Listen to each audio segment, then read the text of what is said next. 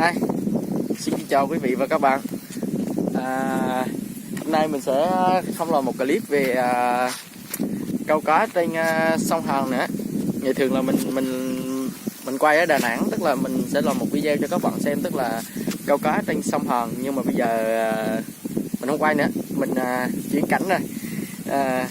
Thay vì mình câu cá giò như ngày thường á, thì mình sẽ khám phá ra một loại cá mới, tức là một loài cá này là để coi sống ở nước ngọt chứ không phải nước lợ như ở sông Hàn nữa.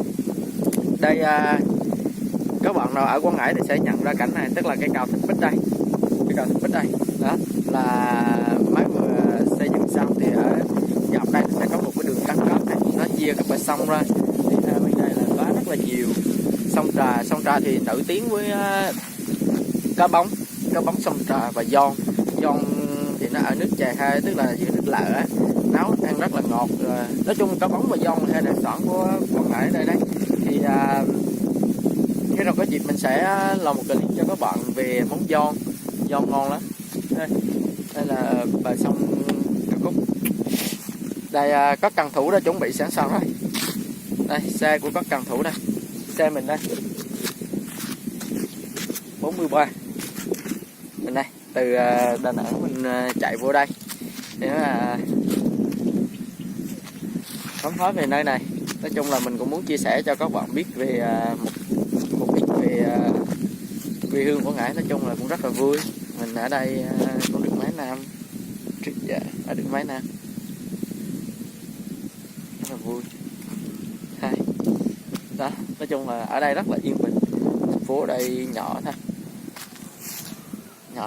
đây là đường lên, phố đây thì nhỏ thôi.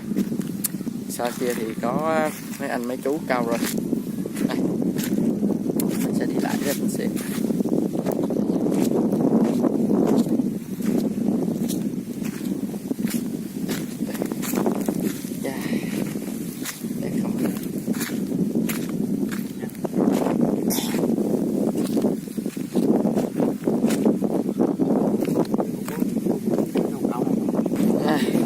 Dưới đây mấy đại ca vừa mới buông cần thôi, cũng chưa có kết quả gì cả đó. Đây là hồ nước mình quay ở hơi ngược sáng, tại vì mặt trời nó đang dọn về hướng đây này nên nó hơi ngược sáng. Bây giờ mình sẽ đi về hướng này. Sẽ có mấy cần thủ dưới kia nữa.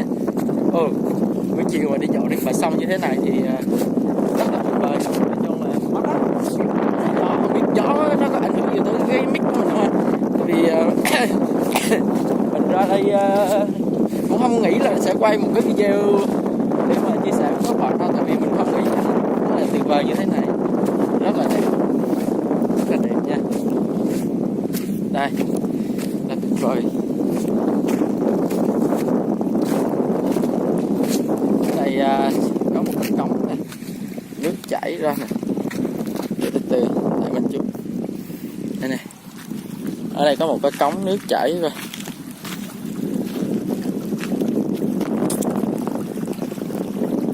Và đây xong mình sẽ lại đây mình xem thử là hồi nãy mấy anh này thu hoạch được gì chưa nha.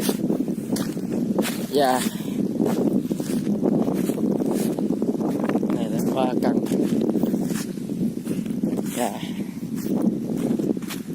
Ở đây gió quá mà biến động. Ở đây khổ rồi á. Ở đây thường cao cá gì anh? Rô phi.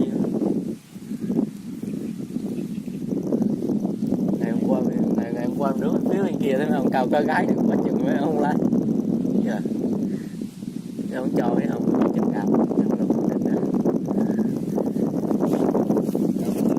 Dạ, con to.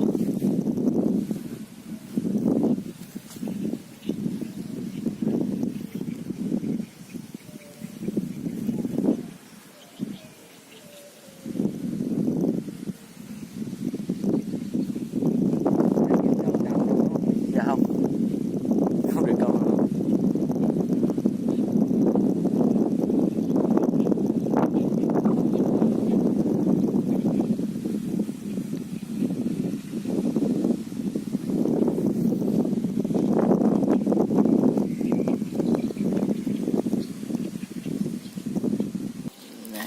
mình có nói là đi ở ngoài cái khúc sông này là có cá bóng này, ở đây là cá bóng này, bọn cá thái mà. Đó. Đó, có nhiều con bự ngón chân cái. Cá bóng này đã nằm sót cót á. Ủa, cái này là nước chè ha, nước sông đúng không, chứ không phải nước chè ha.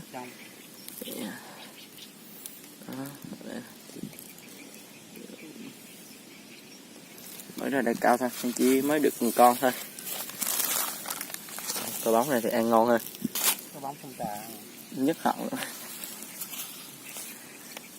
Ủa, mấy bữa cao dễ hơn rồi chứ. Cao nhiều lắm, bữa cao mười mấy con. Hồi chậm rồi nó ăn liên tục rồi. Con nó vô nằm sát bờ mình thái luôn.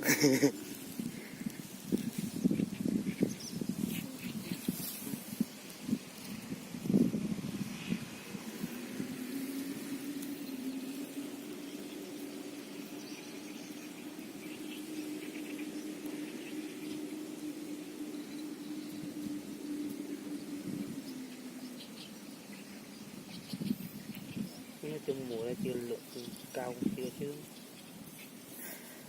Mùa lụt á, con thấy là nó thường có mấy cái con gì nó đu lên chỗ cái mấy cây thông ở trên đó ta, là con gì á, con rắn con gì á, thấy tụi nó cứ đi vớt đập mấy cái cây thông đó là rớt mấy con nó xuống nhiều ghê luôn á. Ở đây đâu có thông đâu. Có mấy cái bờ thông ở trên kia kìa, ví dụ như ngày trước á. Rắn nó bò lên nó. Rắn nước đó gì á. Rắn nước đó. Nó bò lên nằm mà mấy thằng nó đi tìm nó bắt. Dạ. À đây cái ụ cao nước lên kia mà. Dạ, đây mấy ụ cao á. Nước nó lên nó thấy chỗ núp nó lên nó núp. Nó là rắn nó đây nó nằm đó nó đi tìm nó bắt. Không có mấy cái chỗ này nó ăn chứ. Địa điểm vừa rồi thu hoạch không khá lắm. Nên bây giờ mình đổi địa điểm khác. Thấy.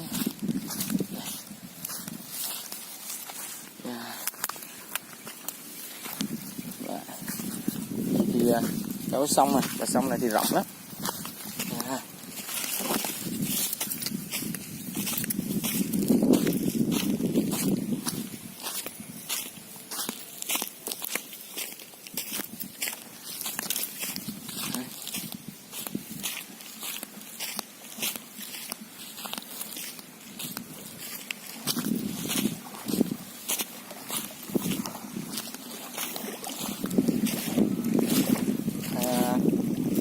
Sót một em có rô phi chết nha.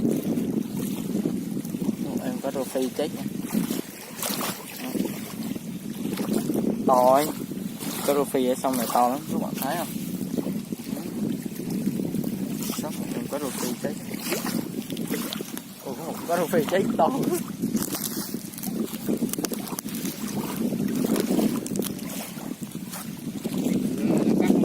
Chết sao nó bỏ sót á.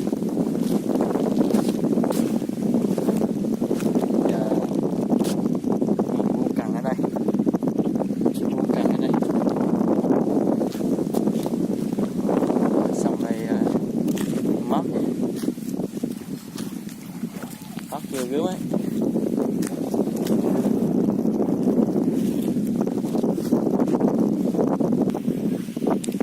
Tình hình thì nó không khả quan lắm các men này. Các men thông cảm tại vì từ nãy giờ mình đi ba chỗ. Mình đi ba chỗ rồi nhưng mà hôm nay như thế nào á, chợ có bên nào thu hoạch được cá để mà quay cho các bạn xem. Mình chờ từ nãy giờ rất là lâu rồi nhưng mà vẫn không có bắt việc này. Nên là chắc mình không có thành phẩm thì mình cũng quảng cáo được đây, quảng cáo được dòng sông ra quê hương của mình.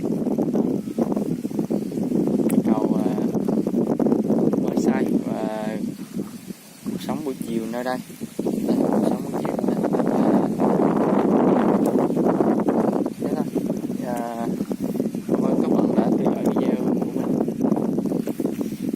Bạn nào đi ngon qua thì cho mình một like and subscribe để ủng hộ cho mình có thể đi nhiều vùng miền của miền Trung để mà cho các bạn nhiều trải nghiệm hơn.